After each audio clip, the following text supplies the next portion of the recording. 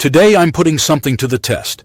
Exercises that claim to reduce vertigo fast. But do they actually work, or are we just spinning our wheels? Stick around as we break it down step by step and discover what could actually help you regain your balance. Have you ever avoided something you loved simply because of dizziness or imbalance? Most people don't realize how much vertigo controls their decisions until they pause to reflect on how often they say no to avoid feeling unsteady.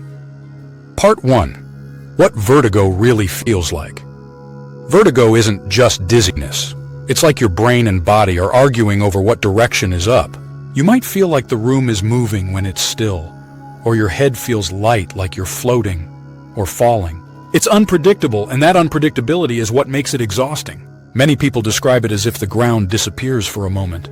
You're not just off balance, you're unsure of reality. When was the last time you truly trusted your body? For people with vertigo, the answer is often, I don't remember. And that realization is a powerful motivator to explore safe solutions. Part 2. Why exercises may help. So why do movement-based exercises work for some people? It's all about neuroplasticity, the brain's ability to retrain itself. These exercises don't just treat the symptom, they help your inner ear and brain relearn how to coordinate balance. They're gentle, repeatable, and most importantly, safe when done correctly. That said, it's not a one-size-fits-all solution. Not every type of vertigo responds the same way, and that's why we'll cover 3 distinct exercises, each targeting a different mechanism. What would it feel like to wake up and not worry about getting dizzy when you stand up? Visualizing relief helps your brain stay committed to routines that might feel boring at first, but lead to long-term results. Part 3. The Brandt-Daroff exercise. Let's begin with the Brandt-Daroff exercise, often recommended for people with benign positional vertigo. Sit on your bed with feet flat. Turn your head 45 degrees to the right. Quickly lie down on your left side. Stay for 30 seconds. Sit up slowly.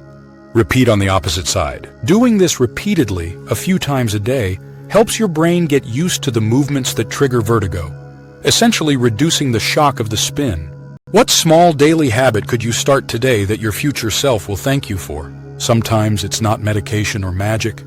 It's 5 minutes of effort repeated consistently that builds lasting results. Part 4. Gaze stabilization exercise. Now let's talk about gaze stabilization. This one's all about improving how your eyes and head coordinate when you move. Here's how it works. Hold a pen or your finger at arm's length. Focus your eyes on the tip.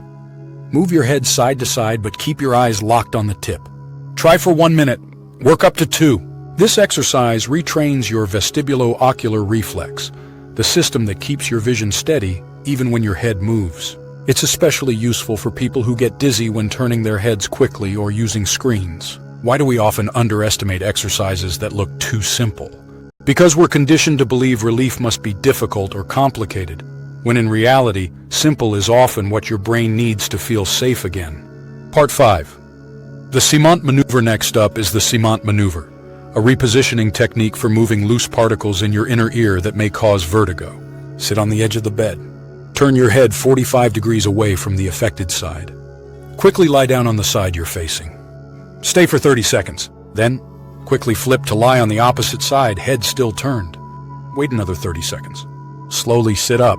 This movement sequence uses gravity to help realign crystals in your ear canals, relieving positional vertigo for many people. What's scarier?